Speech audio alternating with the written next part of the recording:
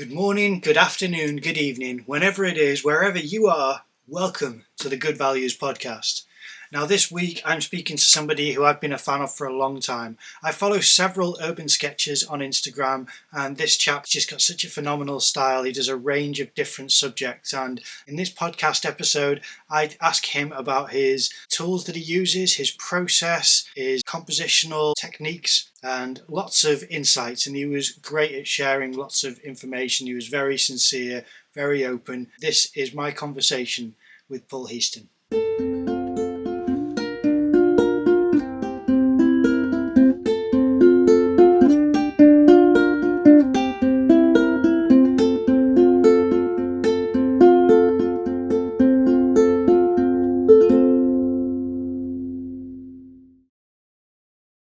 Okay, would you mind introducing yourself for the audience, please?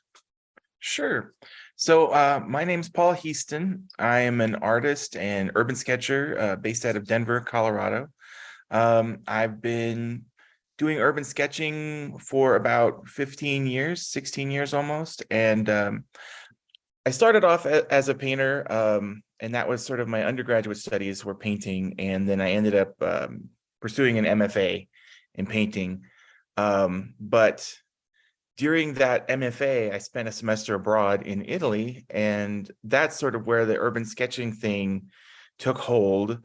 And since then, that's sort of taken over my art practice and become, I was doing it kind of sight unseen for a while, but then my wife, who was my girlfriend then, convinced me to put it online, put it on social media. And that's sort of how I discovered the community that I'm a part of now. And so for the past 15 years, that's pretty much what I've been doing.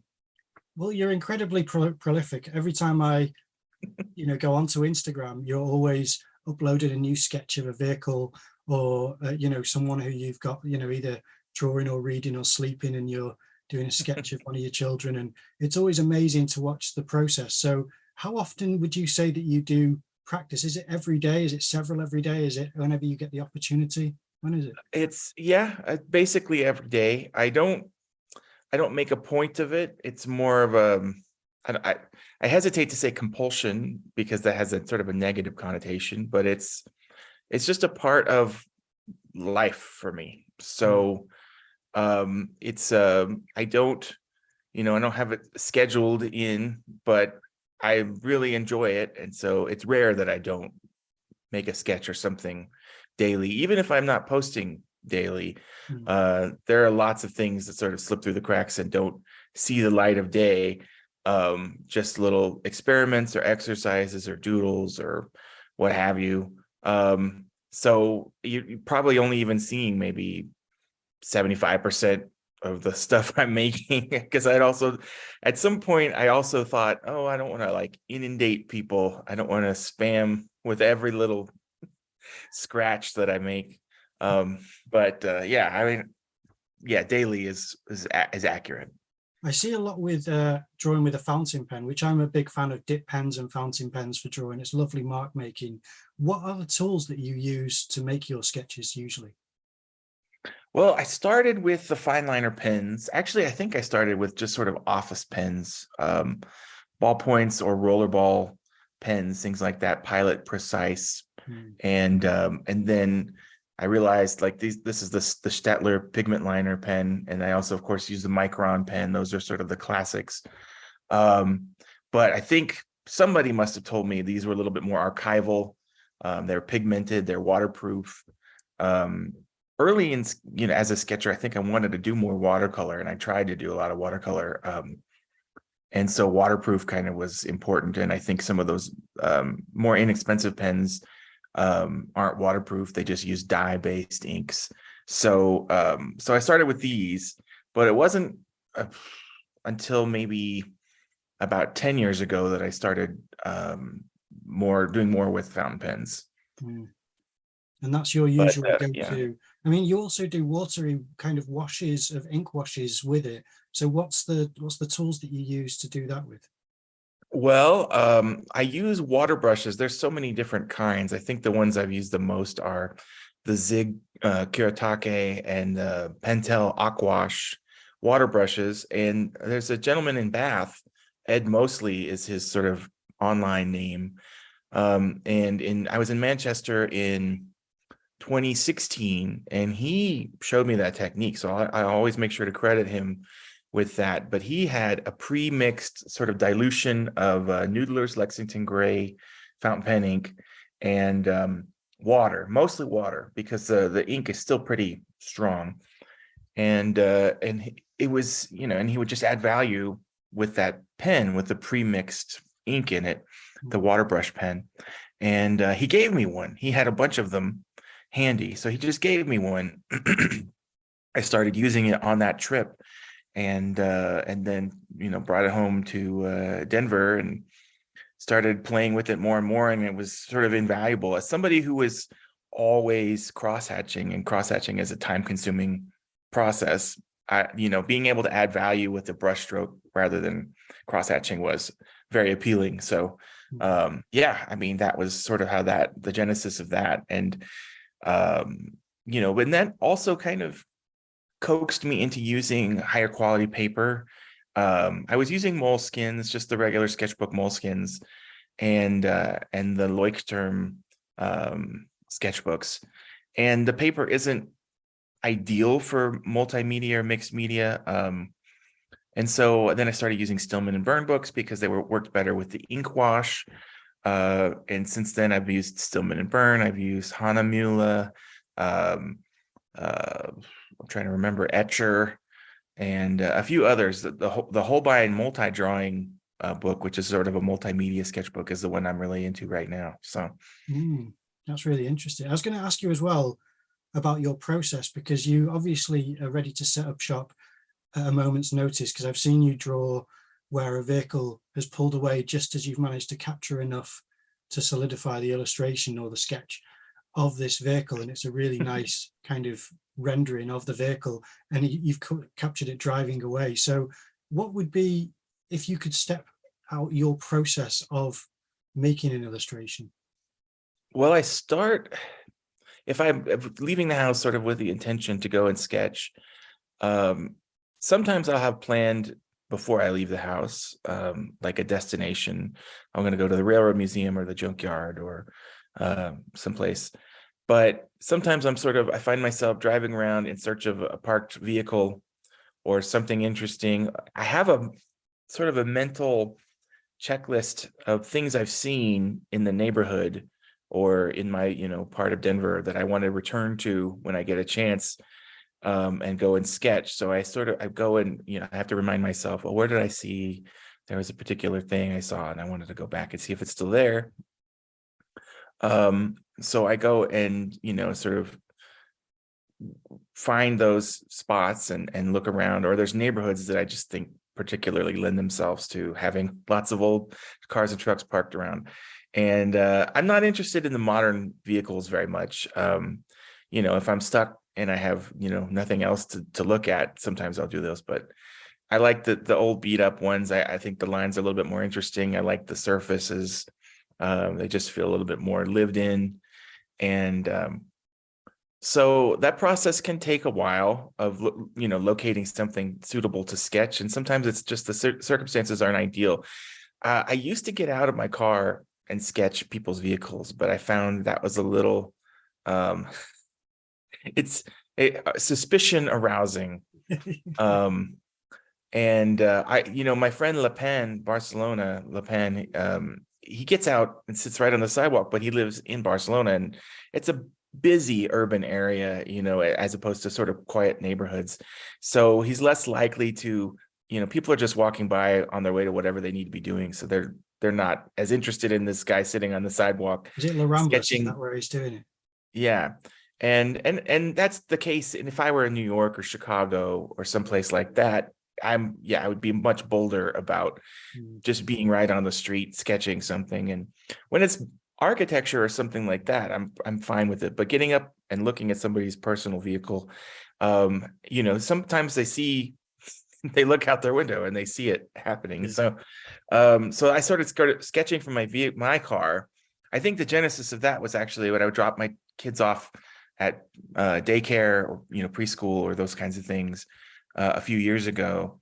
Well, I would drop my older one off at daycare, and then my youngest one would fall asleep in the car on the way back home. And I didn't want to disturb her morning nap. So I would pull over somewhere and, and sketch until she woke up, and then I would take her home.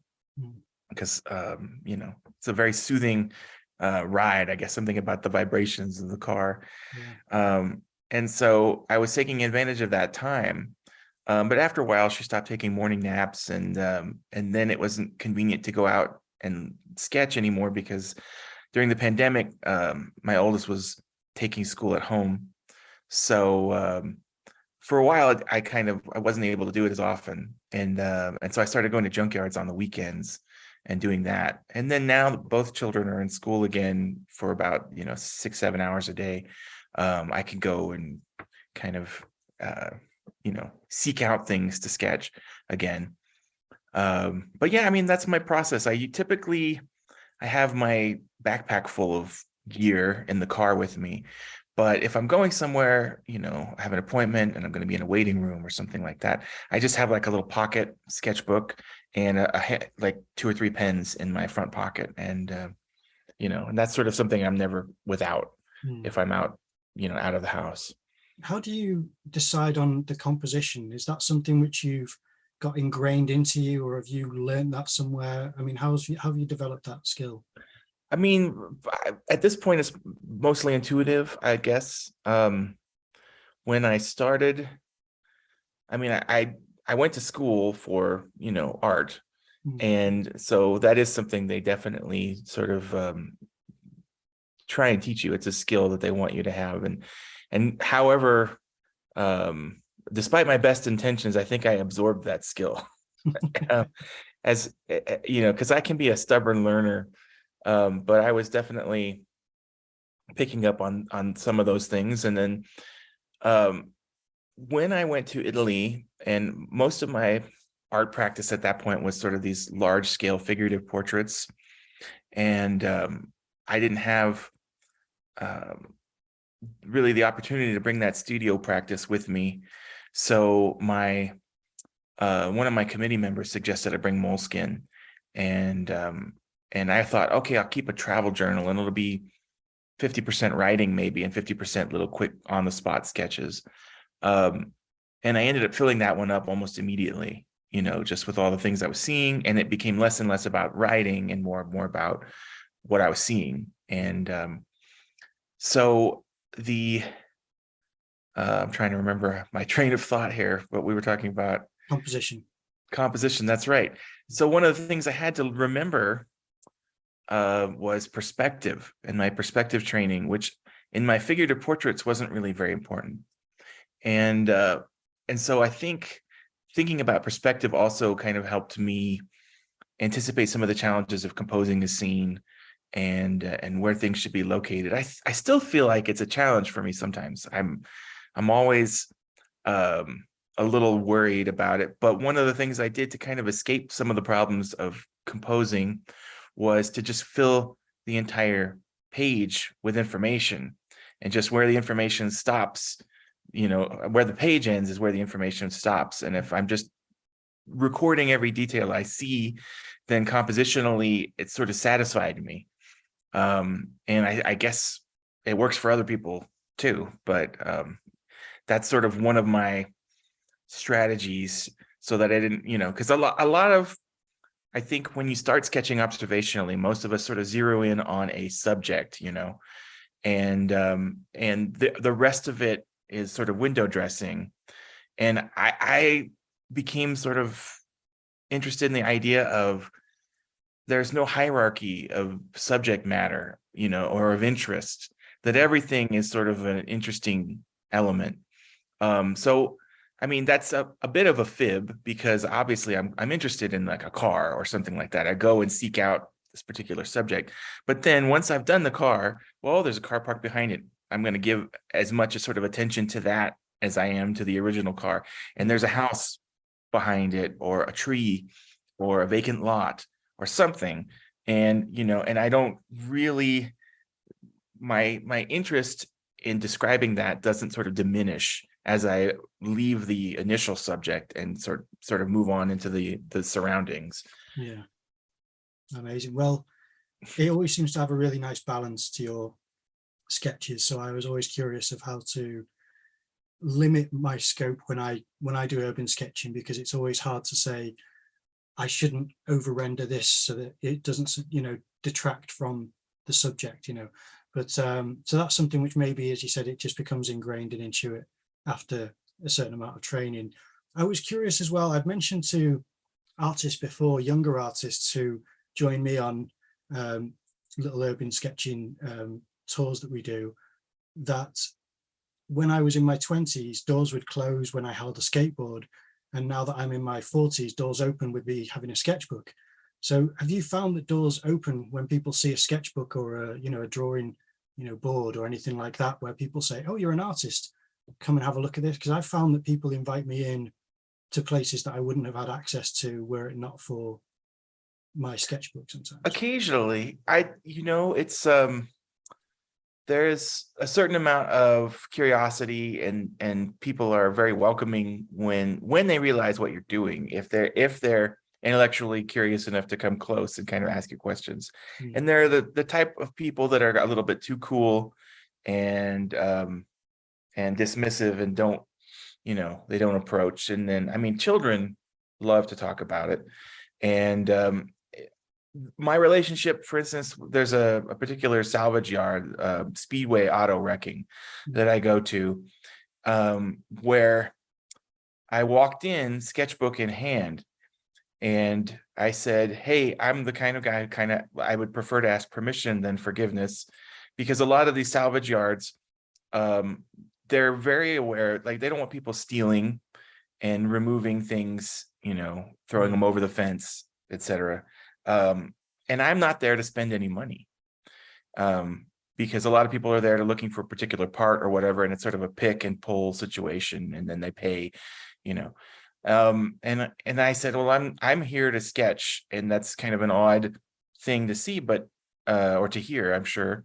But I showed them my sketchbook, and they're instantly warmed over, and because they can be some pretty rough characters that run those places, but they were really just delighted by the sketchbook, and they loved it. And they, ever since then, I mean, they've been very welcoming, and they're big fans, and they're always sharing the latest Instagram post or whatever it is, and they bought my book, and all those things, so they're very happy.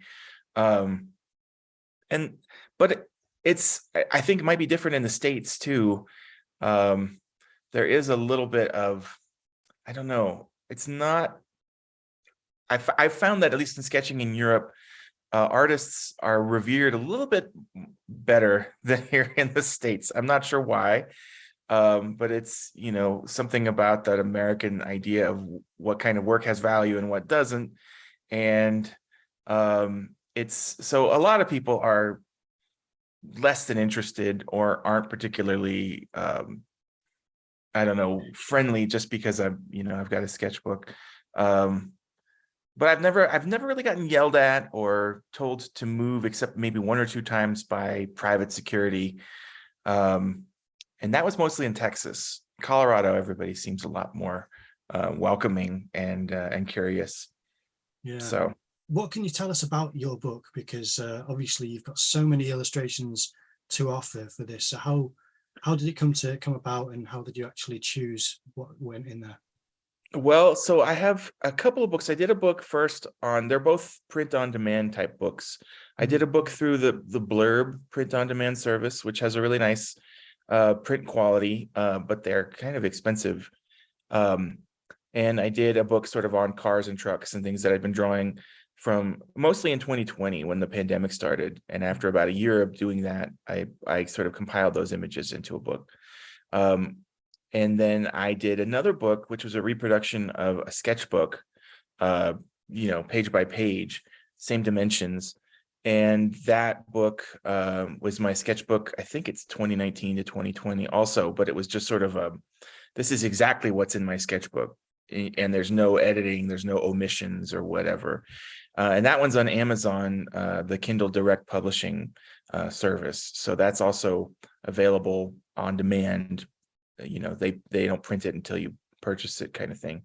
But that's a lot more affordable, and I like the printing quality. I did a lot of research and went through a few. I actually made a book prior to that, experimented with a book in 2019, and I made the mistake of, and when I was laying out the pages, of putting my across the gutter sketches literally across the gutter in the book, and the binding process took a lot of that information out, and then it wasn't a lay flat book, and so I ended up abandoning that particular one. And so, and those are always available. I have my link tree with all the links and things on all my different social media, because it's sort of one of those branding necessities now where you have to have. I'll be putting that in the description of this video, so I'll make sure that everything's Perfect.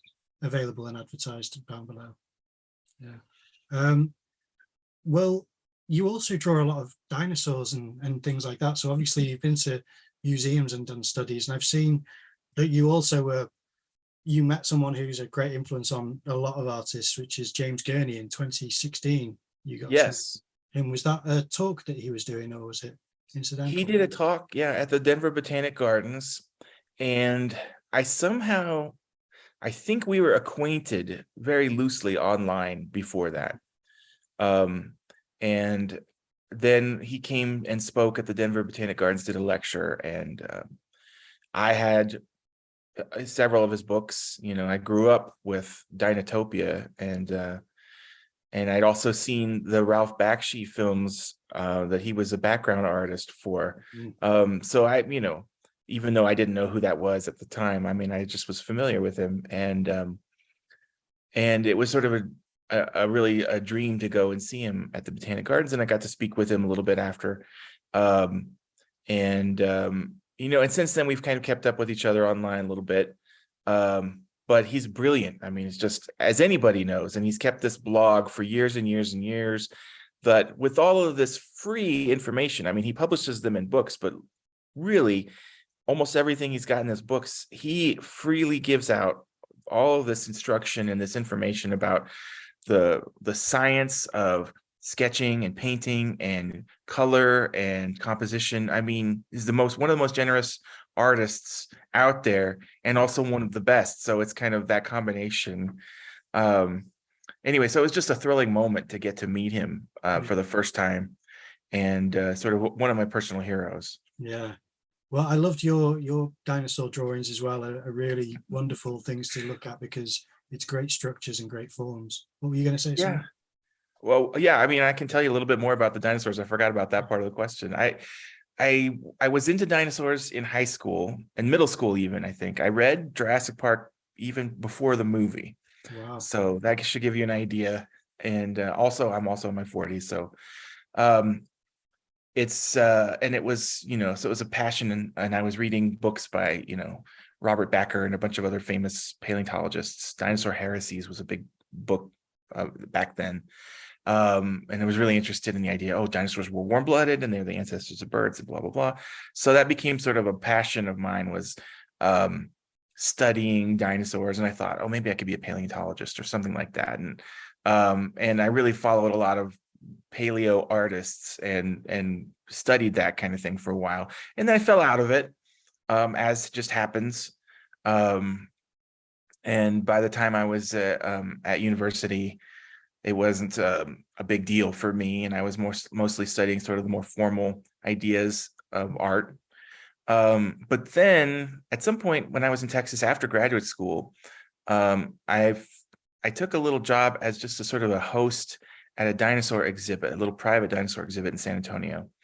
And I noticed that the exhibit materials they had on display, they had a bunch of replica skeletons and lighting and video, but the informational displays were lacking. I think they were just little labels and they didn't have any visuals or anything. So I asked the people who ran it, it's like, can I make some visuals and can I do some dinosaur illustrations for you? And that sort of revitalized my interest in dinosaurs. And now I sort of sketch them for fun a lot. I'm not trained in any way, and as a scientist, but I love to go to museums too and sketch skeletons. And I even sculpted a life-size Deinonychus for that exhibit. Yeah. So Wow. this was about 10 years ago. Is it still And there? no, unfortunately, it closed a couple of years after I left Texas, and I'm not sure where the sculpture is.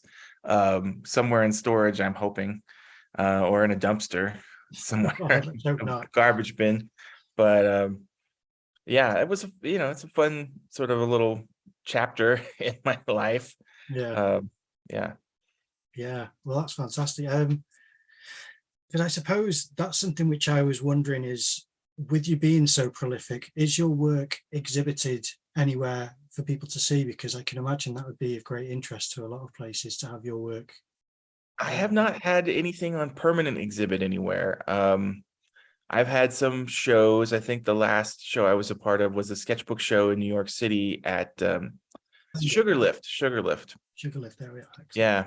And so that's the name of the gallery. And then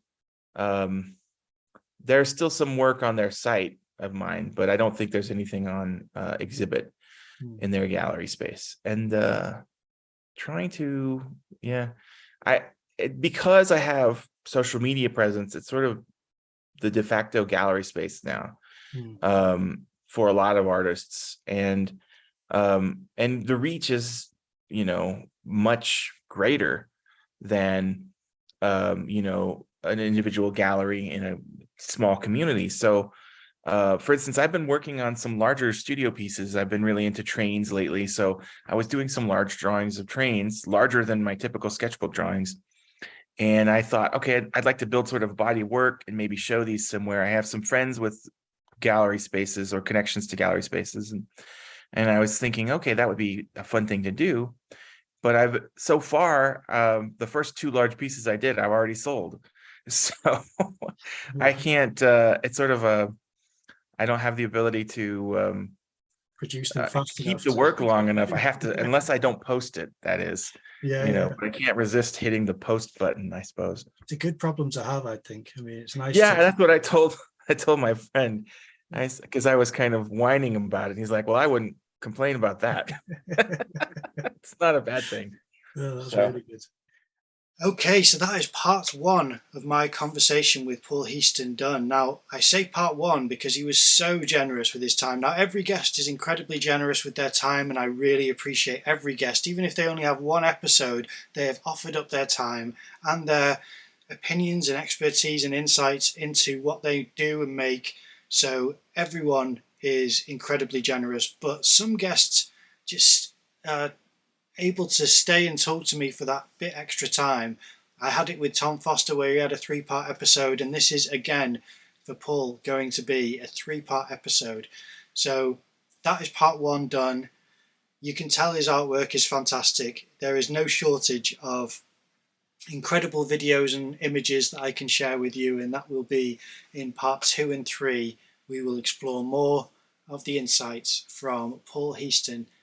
Check out the links in the description below because they are going to be for his social media, for his books, and for additional information is all going to be in the description.